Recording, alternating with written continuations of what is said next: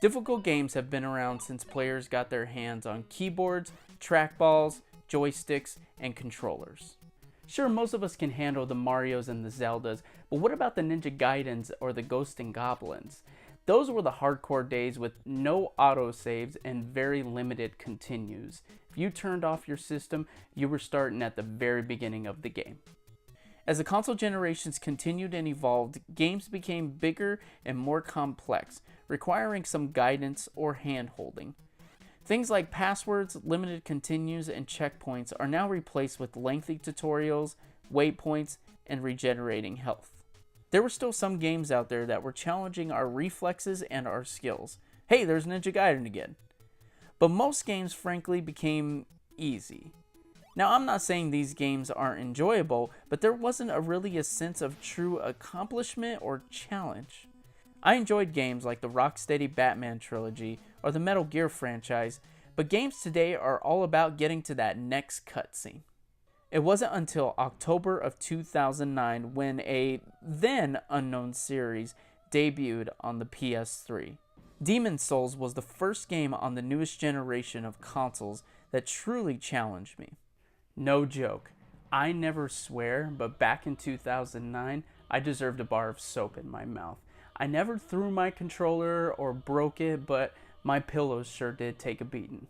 I didn't really see a game that was this brutal, cryptic, and obtuse in a long time. Downgrade the graphics, make it a 2D side-scroller, slap it on a cartridge, and you'd have yourself a worthy NES title.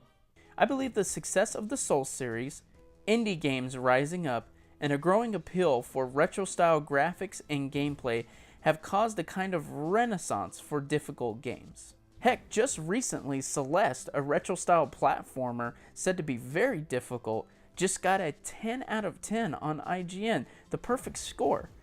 Difficult games are making a comeback and I'm excited. Listen, I love a good story and good gameplay, but nothing will beat the satisfaction of taking down the Four Kings or unlocking Raiden in Unreal Championship 2. Just look it up. So all that rambling to say, I like difficult games, but sometimes difficulty can be so unbelievably frustrating that there is zero fun to have, while other times there is so much enjoyment that there is fun in failure. This brings me to Cuphead and Wolfenstein II, the new Colossus. So I was a little late to get to this game, but I'll tell you right now, Cuphead is a masterpiece. Now, I have yet to beat it, so arguably, I haven't even seen the worst this game has to offer. But if the game ended where I'm currently at, I would still claim this is an absolute masterpiece.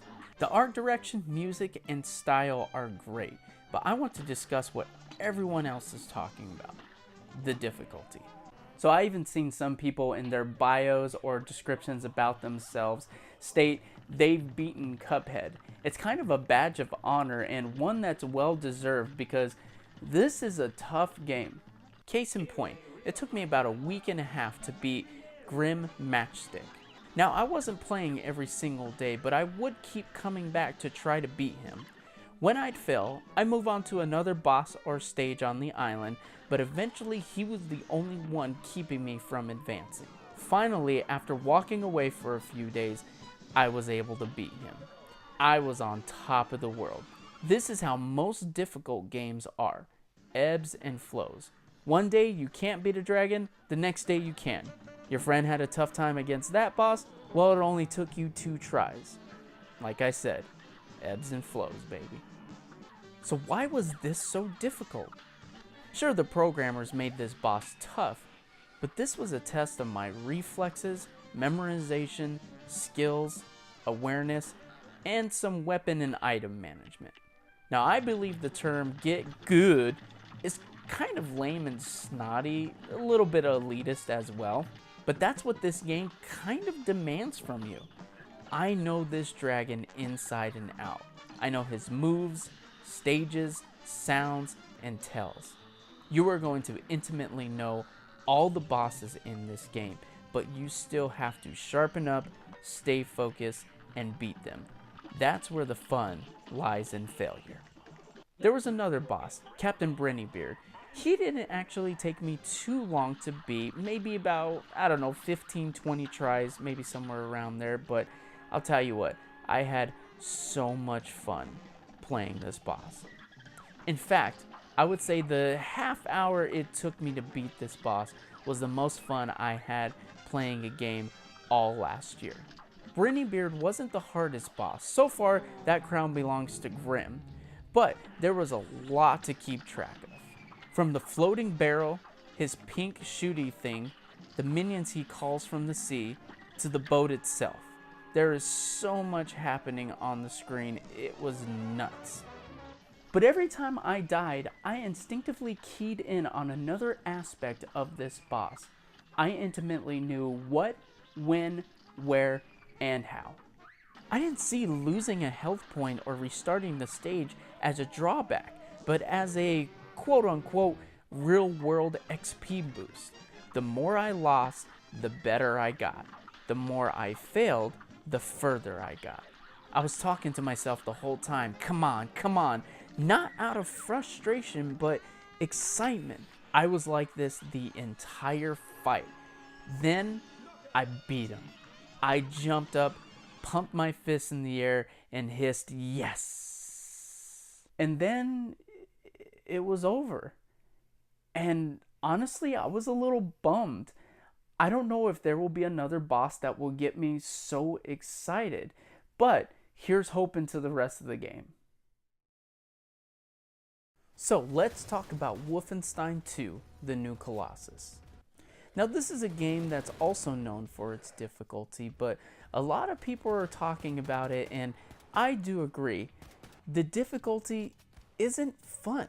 I'm playing on the do or die difficulty, and I just got past the first act of the story, and if you've played this game, I think you'll know what I'm talking about. This game is absolutely bonkers.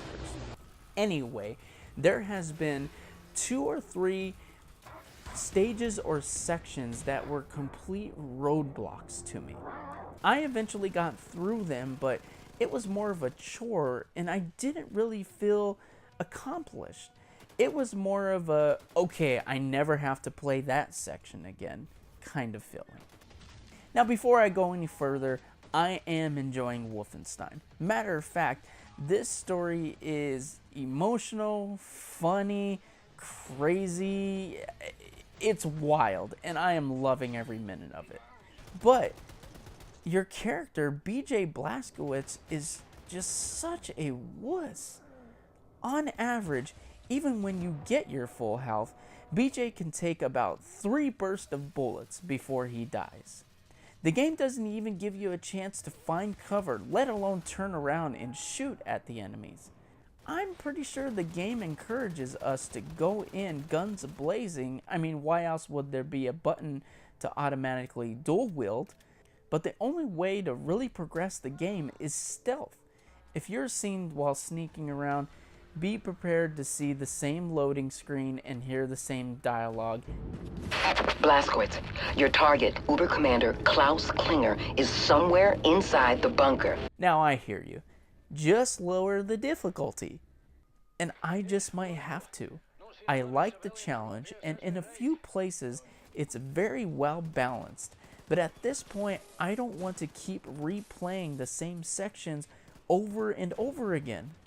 I'd rather just get through the gameplay so I can see the rest of the story. And that kind of sucks, man. That's not how a game should make you feel. Going back to my earlier point of just wanting to get to the next cutscene. So why compare these 2 games? Well, I happen to be playing them at the same time.